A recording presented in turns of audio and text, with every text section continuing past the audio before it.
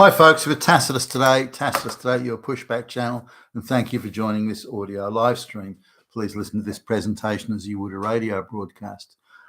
In this essay, I'd like to talk about the extent of and the organization of the globalist propaganda machine. Now, the Democrats in the US were most closely aligned with the globalist project and thus the propaganda machine, but with the dismantling of US aid and the investigations of Act Blue and the various NGOs and so on that were around and being funded by Act Blue, US aid, and so on, every day there are new revelations. Much to my astonishment, there were a number of them, NGOs out there that were being paid $100 million a year to illegally bring aliens into the United States, and they're being paid by US aid, which was looting money from the American taxpayer. How did they believe this sort of thing could be kept under wraps for forever? But nonetheless, but none of the major news outlets are covering it, of course. But I wanted to talk really more about the architecture and the structure of how the media propaganda, globalist media propaganda machine operated. This was something that was a little opaque. You knew that there was a central scripting unit. You could tell that. You knew that they were well funded. You could tell where was the money exactly coming from, who was in, what sort of people were staffing and populating these groups, and where were they operating from? Were they a subgroup of what? The WEF, were they working within the Democrat Party? Were they operating as an alleged NGO? So how is that architecture? And this is now becoming more and more apparent. There's information coming out on this every day. And this is of particular interest to me, managerially, organizationally, and structurally, and so on, administratively. How did they run such a slick operation? And how did they have so much control? How did their tentacles go so deep and so wide and so all powerful? And this is really what this video is about. Now, I noticed this in the past that suddenly a talking point would kind of appear that, Trump is these people walked at him, they're all Nazis, and this would be around the world. And into every university and into every public service department. So they were able to really do a script. This is the globalist propagandists do a script. Trump's a Nazi. Trump is literally Hitler. That all that sort of stuff. And they're able to do the script with the talking points and with the rebuttals to anyone that sort of complained about it or questioned it. And they could push a button and it would go everywhere all at once. So the same talking point was being used in news and current affairs in Australia as it was in New Zealand, as it was in Canada, as it was in America, as it was in Britain, as it was in France, as it was in Germany. It just could universally go all over the world. And then they also had that in universities, so they could also have because they had such a wide network of NGOs and agitator groups, they could straight away get these talking points. Trump had literally get it straight into the universities, and then they could add up. They could have a second phase. Okay, here are your talking points. We want placard wavers on the street. Protesters and placard, people waving placards on the street by tomorrow, no later than tomorrow. We want them here, and we want this. So their organisation was so vast and so well funded. And so well populated with people to do these things, but they had this central secretariat that did the talking points. Now, when you go back to the central scripting unit of the globalist propaganda machine that makes the Nazis look like two-bit bumbling amateurs, by the way. These guys are good. When you look at the central scripting unit, which is particularly where I was interested, who are these guys? Where are they? Who's paying them? How many are there? That was something that I was interested in because they obviously existed. It was just, where were they? And again, this is now becoming more and more apparent. And so I had there was the central scripting unit a few days ago. I saw the list of the media control unit and so, which, by the way, is still in operation. So, you look at the Democrat politicians in the US, and the media outlets, they're getting all the same talking point bulletins all at the same time, and they're all sticking to it mindlessly. They're not analysing, is this news or anything. The masters, the globalist masters sent their talking points. We must therefore talk these talking points on the media and through the university and through the student unions on the university campuses and so on and so forth. So the Democrats, or the globalists through the Democrats and the submachinery that's the media and so on, they still have very substantial messaging control.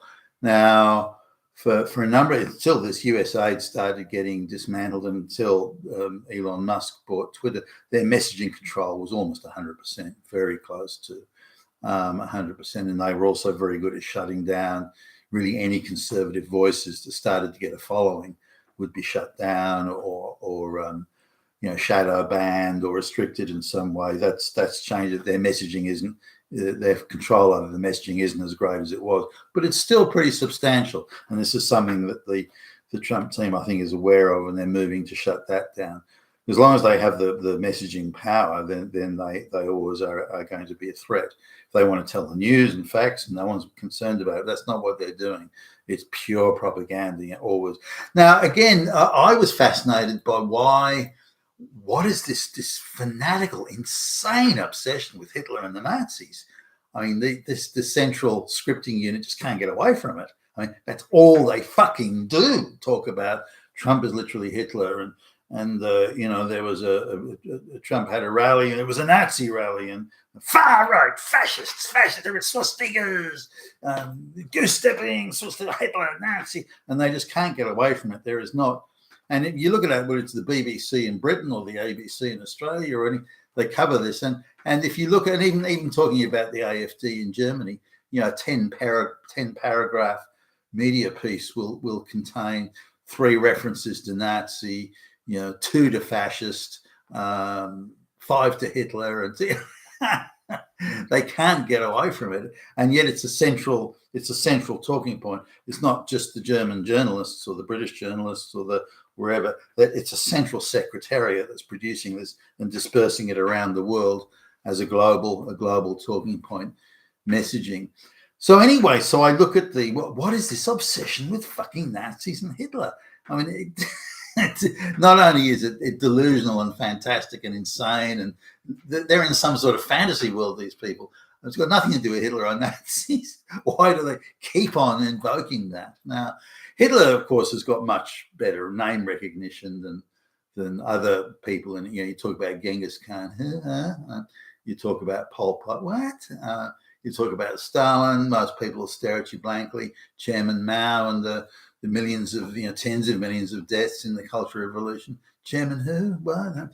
Whereas Hitler's got instant name recognition. Even retarded people know who Hitler is. So that's, I mean, if you want, to use a brand that's got sort of oomph behind it, then that's the one. But why the obsession? I don't see Hitler and Nazis are not even indirectly or relevant to anything that's being taught. Why would you call people that come to listen to a political candidate in an election? Why would you call them Nazis? Oh, fuck!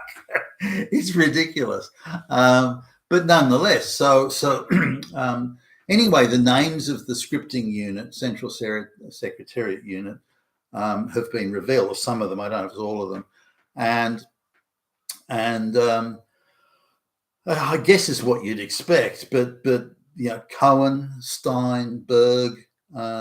There's what can I say? The amount of Christian Gentiles there is 0. So these are all radical Jewish activists who were doing this scripting, and of course to them everything is Hitler and Nazi and Holocaust, and so they seek to insert that message everywhere all the time for any reason, and to invent a candidate, Trump, he's not Mr. Trump or Donald, Trump, he's Trump. And wants to reduce migration, and they don't even attempt to be truthful or accurate. some of Trump's statements suggested he might be doing mass genocide across the universe. And what statements has he said that suggest that? It doesn't matter. We just need to gin this up. Just like Europe in the 1930s, just like Hitler. Hitler is... They can't help themselves. They have to insert this at every opportunity.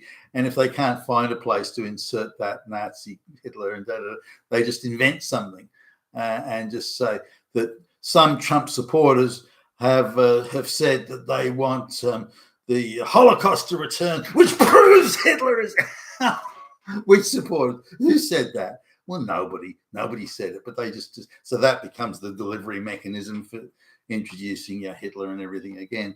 So it's not surprising, given the people that are doing the scripting, radical, Jewish grifter activist hustlers and so on, are writing this, and their only understanding of the world is that everything is Hitler. Imagine living your life like that. Now, I've been into the houses of Jewish people, some of whom I hadn't known were activists, and they've got whole rooms, or a room. It's quite a nice house, a nice area. They've got a room dedicated, which is ceiling to floor, and it's like an 8-foot ceiling to floor in every wall, with only the doorway breaking it up, which is all the books about the Holocaust. And when you talk to them, you get to them, a lot of books here about the Holocaust. And there's only books about the Holocaust, and they're proud of this. We've got the biggest Holocaust book collection in the suburbs. Okay, wow. I mean, is this an accomplishment?